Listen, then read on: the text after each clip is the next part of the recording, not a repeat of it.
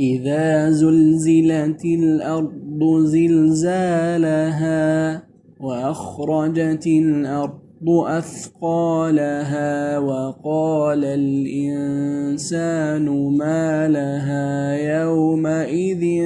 تحدث أخبارها بأن ربك أوحى لها يومئذ يصدر الناس أشتاتا يومئذ يصدر الناس أشتاتا ليروا أعمالهم فمن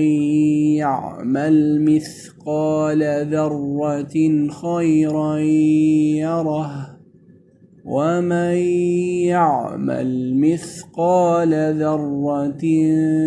شرا يره